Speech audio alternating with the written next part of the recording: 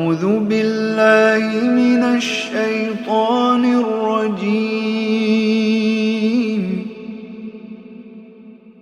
بسم الله الرحمن الرحيم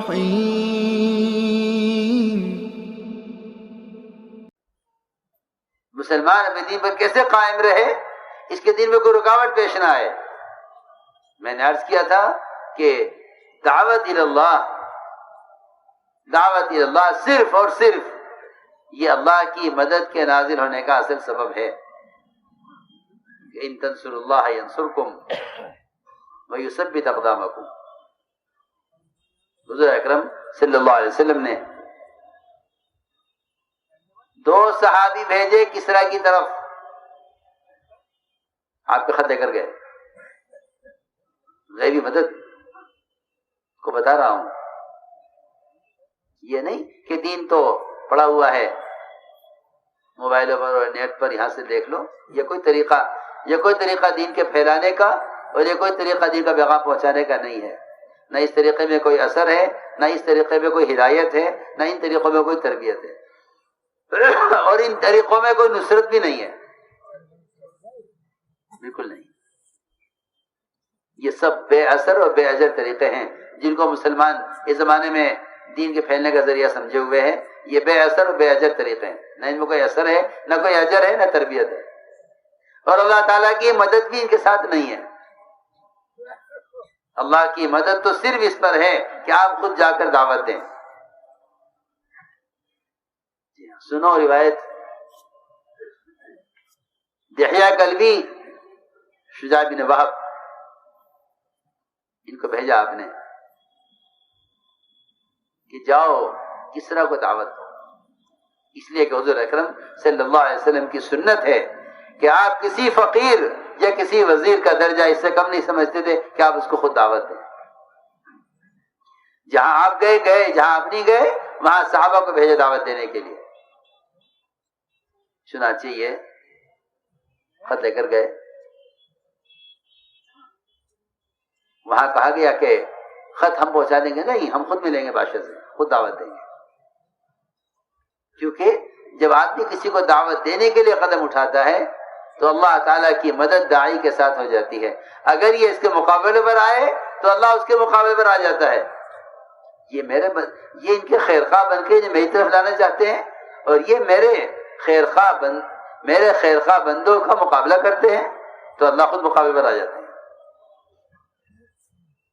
اگر مسلمان دعوت پر نہیں تو خدا کی قسم اللہ کی مدد سے محروم رہے گا، یہ یقینی بات ہے۔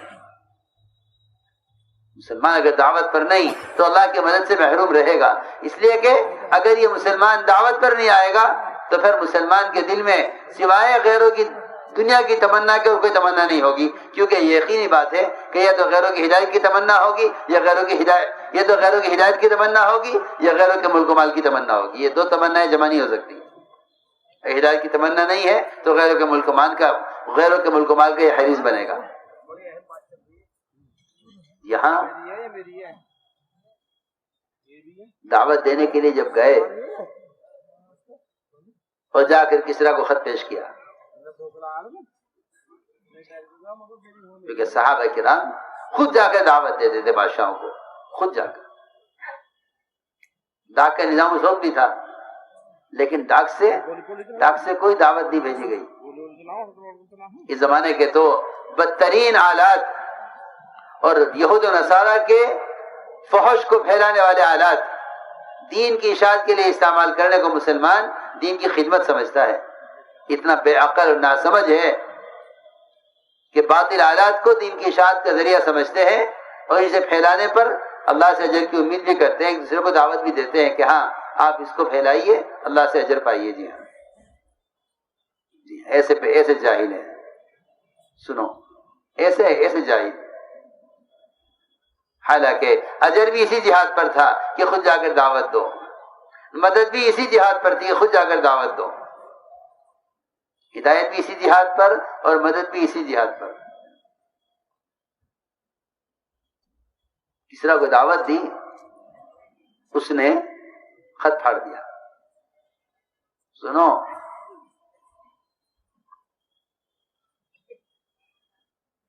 اس نے خط پھاڑ دیا. یہاں تو اللہ مجھے معاف فرمائے، یہاں تو احکام شریعت کو پھاڑ کر بھی نہیں پھٹتے ہیں، اور وہاں صرف ایک خط جس میں شریعت کے احکام لکھے ہوئے نہیں تھے، اس میں تو صرف دعوت تھی کہ تم اسلام لے آؤ، بس. اس نے صرف یہ خط پھاڑا، اس نے یہ خط پھاڑ دیا. شجاع بن وہاب خط دے کر وہاں سے نکلے. نے کہا بھائی ہم نے دعوت دے دی، اس نے دعوت کو رد کر دیا، اب معاملہ ہمارا اس کا نہیں رہا، اب معاملہ اس کا اللہ کا ہے. سنو جو صحیح کسی عجیب بات ہے. صحابہ مطمئن ہو جاتے تھے، ہمیں دعوت دی ہے، اب معاملہ ہمارا اس کا نہیں رہا، اب معاملہ اس کا اللہ کا ہے، اللہ خود نمٹیں گے. سنو غور سے. وہاں سے یہ خط دے کر نکلے. بادشاہ نے پیچھے آدمی لگائے کہ انہیں جہاں سے بھی ہو ان کو پکڑ کے لاؤ، لیکن یہ نکل چکے تھے. مدینے پہنچے، جا کر عرض کیا حضور اکرم صلی اللہ علیہ وسلم کہ رسول اللہ میں نے آپ کا والا نامہ اس کو پہنچا دیا، لیکن اس نے آپ کا خط پھاڑ دیا.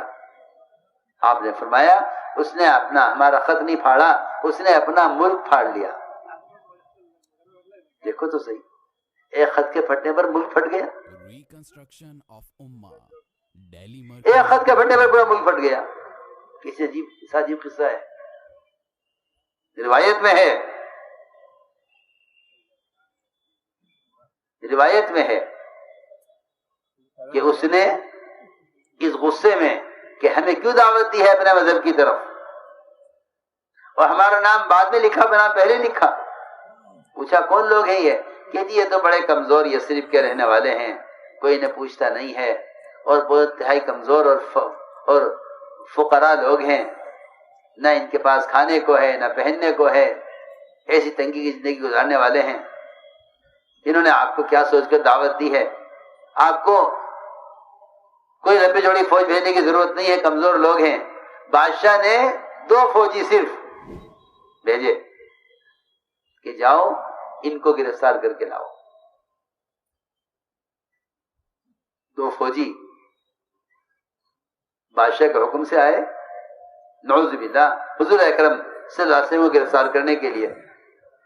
یہ فوجی وہاں پہنچے، دونوں کانپنے لگے آپ کو دیکھ کر، دونوں کانپنے لگا. کیا بات ہے؟ آپ نے فرمایا کیسے آنا ہوا؟ فوجیوں نے کہا ہم آپ کو گرفتار کرنے کے لیے آئے ہیں. کس نے حکم دیا؟ کہ ہمارے آقا کس نے حکم دیا ہے اور ہمیں یمن گورنر نے بھیجا ہے آپ کو گرفتار کرنے کے لیے. آپ نے فرمایا صحابہ سے انہیں آج ٹھہراؤ، انہیں ان کا اکرام کرو، انہیں کھانا کھلاؤ، انہیں مہمان بناؤ. دیکھو تو صحیح، یہ نہیں جو جس طرح ہے ایسا معاملہ کرو، نہیں. آپ دیکھیں گے صحابہ کی سیرت میں حضور اکرم صلی اللہ علیہ وسلم پر ایک مشرک نے تلوار سوت لی آپ کو قتل کرنے کے لیے. پوچھا کون بچائے گا آپ کو؟ فرمایا اللہ بچائیں گے. تلوار ہاتھ سے گر گئی، آپ نے تلوار اٹھا لی. فرمایا تجھے کون بچائے گا؟ تجھے کون بچائے گا؟ آپ اپنی حفاظت کے لیے اس کو قتل کر سکتے تھے کیونکہ آپ اکیلے تھے، صحابہ آپ سے دور ٹھہرے ہوئے تھے، آپ ایک درخت کے نیچے تنہا تھے. آپ بدلہ لے سکتے تھے، اپنے تحفظ کے لیے بدلہ لے لیتے. یا اکیلا ہوں اور یہ ایسا نہ ہو کہ تلوار پر دوبارہ قبضہ کر لے. اس نے کہا کہ آپ اچھا معاملہ کیجئے. میں نے عرض کیا کہ اللہ تعالی نے جو مدد کی ہے صحابہ کی اور محمد صلی اللہ علیہ وسلم کی، وہ رعب کے ذریعے مدد کی ہے. لیکن وہ رعب کیسے تھا؟ میری بات یاد رکھنا، ذرا توجہ سننا. وہ رعب شور مچانے، دھمکیاں دینے اور کسی کا نقصان کرنے سے نہیں تھا، بلکہ وہ رعب دو چیزوں کا تھا۔ ایک رعب تھا ذکر و تلاوت کا، ایک رعب تھا ذکر و تلاوت کا، اور دوسرا رعب تھا سخاوت اور اخلاق کا۔ مسلمان کی سخاوت اور اخلاق، خدا کی قسم اس سے زیادہ باطل کو مرعوب کرنے والی اور کوئی چیز نہیں ہے۔ یہ اگر یہ چاہیں کہ ہمارے پاس وہ مادی ہتھیار اور مادی شکلیں ہوں جن سے ہم غیروں کو ڈرائیں، تو اس سے مرعوب ہونے والے نہیں ہیں، کیونکہ اللہ نے یہ چیز ان کو تم سے کہیں زیادہ دی ہوئی ہے۔ میں کہتا ہوں اگر ساری بھی تمہیں مل جائے تب بھی تمہیں اس سے مرعوب نہیں کر سکتے، اس لیے کہ اللہ تعالیٰ نے مسلمان سے مرعوب ہونے کے لیے دنیا کی مادی شکلوں کو ذریعہ نہیں بنایا ہے۔ اللہ نے مسلمان سے مرعوب ہونے کے لیے دو چیزیں رکھی ہیں، ایک مسلمان کے اخلاق اور سخاوت، اور دوسرا اس کا ذکر و تلاوت۔ یہ دو چیزیں ہیں جس سے غیر مرعوب ہوں گے، اور مسلمان اس پر مجتمع نہیں ہے۔ ہاں کچھ لوگ قرآن پڑھتے ہیں، کچھ لوگ نماز پڑھتے ہیں، نہیں، یہ اس کو اجتماعی دین نہیں کہتے۔ نہیں، جب تک مسلمان دعوت اور عبادت پر مجتمع نہیں ہوگا۔ میں نے عرض کیا کہ حضور اکرم صلی اللہ علیہ وسلم نے ان فوجیوں سے کوئی انتقام نہیں لیا، انہیں آرام کرایا، فرمایا صبح ملنا۔ صبح ہوئی،